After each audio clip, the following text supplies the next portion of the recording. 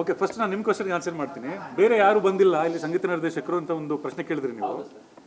ಈ ವಿಷಯ ನಡೆದ ಮೇಲೆ ನಾ ಪ್ರವೀಣ್ ಸರು ಮತ್ತು ಅಧ್ಯಕ್ಷರು ನಮ್ಮ ಹತ್ರ ಮಾತಾಡಿ ಈ ಥರ ನಡೆದಕ್ಕೆ ಇದಕ್ಕೆ ಯಾವ ಥರ ಕ್ರಮ ಕೈಗೊಳ್ಬೇಕಂತ ಕೇಳಿದಾಗ ಅವರು ನಮ್ಮ ಅಸೋಸಿಯೇಷನ್ ನಾವೆಲ್ಲರ ಥರನೂ ಡಿಸ್ಕಸ್ ಮಾಡಿ, ನಮ್ಮ ಅಧ್ಯಕ್ಷರು ಸಾಧು ಕೋಕಿಲ್ ಅವರು ಇದ್ದರು, ಹರಿಕೃಷ್ಣ ಅವರು ಸೇರಿದಂತೆ ಎಲ್ಲರ ಥರನೂ ಮಾತಾಡಿದ್ದೀವಿ. ನಾವು ಮಾತಾಡಿದ್ಮೇಲೆ ಇವತ್ತು ಎಲ್ಲರೂ ಬರೋಕ್ಕಾಗಲಿಲ್ಲ.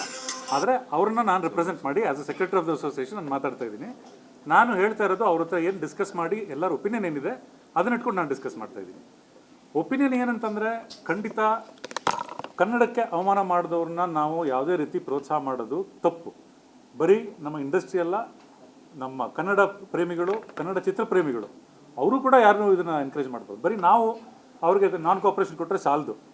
ಇಡೀ ಚಿತ್ರರಂಗ ಜೊತೆಗೆ ಚಿತ್ರ ಪ್ರೇಮಿಗಳು ಎಲ್ಲ ಸೇರಿ ನಾನ್ ಕೋಆಪ್ರೇಷನ್ ಮಾಡಬೇಕು. ಜೊತೆಗೆ ಅವರು ಹೇಳ್ದಂಗೆ ಒಂದು ಪಾಯಿಂಟ್ ಇದೆ, ಆಡಿಯೋ ಕಂಪ್ನಿಯವ್ರೂ ಪ್ರೆಷರ್ ಇರುತ್ತೆ. ಮತ್ತು ಸರ್ ಹೇಳ್ದಂಗೆ ಡೆಫಿನೆಟ್ಲಿ ಒಂದು ಸಾಂಗ್ ಯಾರು ಹಾಡಬೇಕು ಅನ್ನೋದು ಡಿಸಿಷನ್ ಮೇನ್ಲಿ 4 ಜನದಿರುತ್ತೆ. ಒಂದು ಸಾಂಗ್ ಕಂಪೋಸ್ ಆದಮೇಲೆ ಪ್ರೊಡ್ಯೂಸರ್ ಡಿಸಿಷನ್ ಇರುತ್ತೆ, ಡೈರೆಕ್ಟರ್ ಡಿಸಿಷನ್ ಇರುತ್ತೆ, ಮ್ಯೂಸಿಕ್ ಡೈರೆಕ್ಟರ್ ಸೇರಿ ಒಂದು ಡಿಸಿಷನ್ ತೊಗೊಂಡಿರ್ತಾರೆ. ಇದೆಲ್ಲ ಆದಮೇಲೆ ಆಡಿಯೋ ಕಂಪ್ನಿದು ಒಂದು ಡಿಸಿಷನ್ ಇರುತ್ತೆ.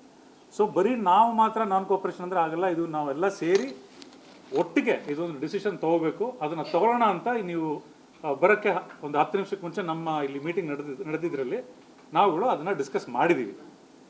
ಆಮೇಲೆ ಜೊತೆಗೆ ನಮ್ಮ ವಾಣಿಜ್ಯ ಮಂಡಳಿ ಚೇಂಬರ್ ಕಡೆಯಿಂದ ಏನು ಫೈನಲ್ ಡಿಸಿಷನ್ ತೊಗೊತಾರೆ, ಅನ್ಕಂಡೀಷನಲ್ ಅಪಾಲಜಿ ಬರೋವರೆಗೂ ಸದ್ಯಕ್ಕೆ ನಾವು ಇವಾಗ ಅವರನ್ನು ನಾನ್ ಕೋಆಪರೇಷನ್ ಇದರಲ್ಲಿ ಇಡಬೇಕು ಅಂತಂದ್ಬಿಟ್ಟು ಡಿಸಿಷನ್ ತೊಗೊಂಡಿರೋದ್ರಿಂದ ನಮ್ಮ ಸಂಘದಿಂದ ಕಂಪ್ಲೀಟ್ ಕೋಆಪರೇಷನ್ ಇದರಲ್ಲಿರುತ್ತೆ.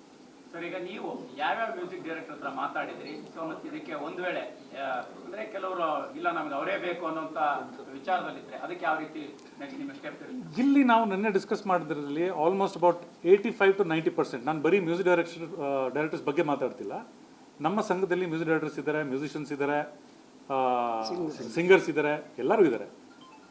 ಇದರಲ್ಲಿ ಆಲ್ಮೋಸ್ಟ್ 90% ಯಾರಿದ್ದಾರೆ ಎಲ್ಲರೂ ಇದಕ್ಕೆ ಏನು ನಾವು ಅವ್ರಿಗೆ ನಾನ್ ಕೋಆಪರೇಷನ್ ಮಾಡಬೇಕಂತ ಹೇಳ್ತಾ ಇದ್ದಾರೆ, ಅದಕ್ಕೆಲ್ಲ ಸಪೋರ್ಟ್ ಎಲ್ಲರದ್ದು ಇದೆ. ಸರ್, ಈಗ ಅಂದರೆ ಫಿಲ್ಮ್ ಚೇಂಬರು ಅದು ಯಾವಾಗಲೂ ಸಂಪರ್ಕ ನೀವು ಬಾಂಬೆಲ್ಲ ಕೆಲಸ ಮಾಡಬೇಕು. ಈ ವಿಚಾರವಾಗಿ ನಿಮ್ಮ ಮೂಲಕ ಫಿಲ್ಮ್ ಚೇಂಬರು ಸೋನು ನಿಗಮ್ ಹತ್ರ ಮಾತಾಡೋಕ್ಕೆ ಏನಾದರೂ ಮಾಡೋಕ್ಕಾಗಲ್ಲ? ಈಗ ಪ್ರಯತ್ನ ಮಾಡಲತ್ತಲ್ಲ, ಪ್ರಯತ್ನ ಮಾಡಿದ್ದಾರೆ. ಅವರು ಸಂಪರ್ಕಕ್ಕೆ ಸಿಗಬಾರ್ದು ಅಂದಾಗ ಏನು ಮಾಡೋಕ್ಕಾಗುತ್ತೆ? ಈಗ ಫಾರ್ ಎಕ್ಸಾಂಪಲ್ ನಾನು ಯಾರ ಕೈಗೂ ಸಿಗಬಾರ್ದು ನಾನೇನು ಮಾಡ್ತೀನಿ, ಸ್ವಿಚ್ ಆಫ್ ಮಾಡ್ಕೊಂಡು ಕೂತ್ಕೊಳ್ತೀನಿ. ಹಂಗೆ ಮಾಡಿದಾಗ ಯಾರು ಬಂದು ಕಾಂಟ್ಯಾಕ್ಟ್ ಮಾಡೋಕ್ಕಾಗತ್ತೆ ನನ್ನ?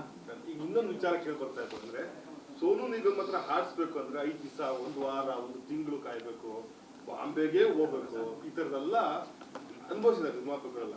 ಹೆಂಗೆ ಅವರು ಹಾಡಿಸೋ ಪ್ರೊಸೀಜರ್ ಹೆಂಗೆ? ಅದು ಏನಂದರೆ 1 ತಿಂಗಳು ಕೆಲಸದಲ್ಲಿ ಕಾಯಬೇಕಾಗುತ್ತೆ. ಅದು ಒಂದೊಂದ್ಸಲಿ ನಿಜವಾಗ್ಲೂ ಒಂದು ರೀಸನ್ ಇರ್ಬೋದು. ಯಾಕಂತಂದರೆ as a singer, as a performer ಅವ್ರು ಯಾವುದೋ ಒಂದು ಪ್ರೋಗ್ರಾಮ್ ಹೋಗಿರ್ಬೋದು, ಅದರಿಂದನೂ ಆಗುತ್ತೆ. ಅದು ನಾವು ಹೇಳೋಕ್ಕಾಗಲ್ಲ. ನಾವು ಕರೆದ ತಕ್ಷಣ ಅವ್ರು ಬಂದು ಆಡಬೇಕು ಅಂತ ನಾವು ಕೇಳೋಕ್ಕೂ ಆಗಲ್ಲ. ಆದರೆ ನಾನು ಇಂಥ ಟೈಮಿಗೆ ಬರ್ತೀನಿ ಅಂತ ಹೇಳಿ ಬರದೆ 1 ಗಂಟೆ 2 ಗಂಟೆ ಹೆಚ್ಚು ಕಡಿಮೆ ಆಗೋ ಸಾಧ್ಯತೆಗಳಿರುತ್ತೆ. ಟ್ರಾಫಿಕೆಲ್ಲ ಆಗ್ಬೋದು.